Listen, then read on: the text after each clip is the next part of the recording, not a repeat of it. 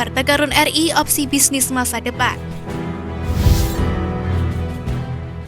Perubahan iklim global secara drastis telah menjadi momok di seluruh permukaan dunia.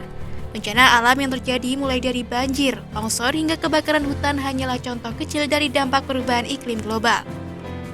Data National Aeronautics and Space Administration (NASA) menyebutkan, suhu permukaan bumi terus naik setiap tahunnya. Dalam satu dekade terakhir, suhu permukaan bumi sempat meningkat lebih dari 1 derajat Celcius pada tahun 2016 dan 2020.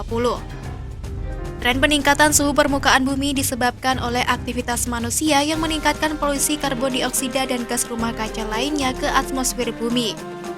Lantas, langkah apa yang bisa kita lakukan untuk menyelamatkan bumi? Apakah ekonomi hijau atau green economy bisa menjadi jawaban atas risiko perubahan iklim global? Green economy adalah sistem perekonomian yang ramah lingkungan dan sangat menjaga kelestarian alam. Sudah saatnya ekonomi dan alam berjalan bergandengan tangan agar urusan perut tidak melulu harus merusak bumi. Kondisi ini juga membuat para pengusaha harus berpikir kreatif bagaimana dapat menjalankan usahanya tanpa harus mengorbankan lingkungan. Penggunaan energi hijau menjadi salah satu langkah dalam menurunkan emisi karbon. Indonesia sendiri menjadi salah satu negara dengan harta karun sumber energi hijau terbesar di dunia. Senior VP Strategi and Investment Pertamina Daniel Purba mengungkapkan, energi hijau pertama adalah panas bumi atau geothermal. Saat ini Pertamina sudah memanfaatkan ini dalam operasionalnya. Ada juga tenaga surya dengan potensi yang besar seiring dengan letak geografis RI di garis khatulistiwa. Energi hijau selanjutnya adalah biodiesel atau biofuel.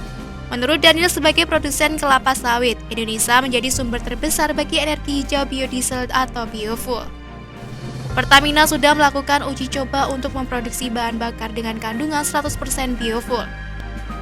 Bahan bakar ini juga sudah diuji cobakan untuk mesin pesawat dengan kandungan 27% biofuel. Kemudian alternatif energi hijau lainnya adalah baterai. Ini bisa menjadi alternatif dengan mengisi daya baterai melalui tenaga surya. Dan yang terakhir adalah hidrogen sebagai alternatif energi hijau, di mana beberapa produsen kendaraan sudah ada yang memproduksi mobil berbahan bakar ini.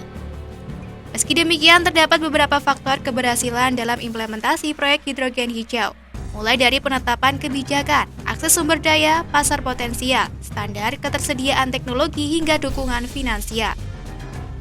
Sementara berdasarkan studi World Economic Forum tahun 2020, sektor ekonomi hijau diproyeksikan menghasilkan peluang bisnis sebesar 10 triliun dolar Amerika Serikat dan bisa menyediakan 395 juta lapangan pekerjaan pada tahun 2030 di seluruh dunia. Asal untuk berubah bukanlah isapan jempol belaka. Peluang ekonomi hijau sangatlah besar.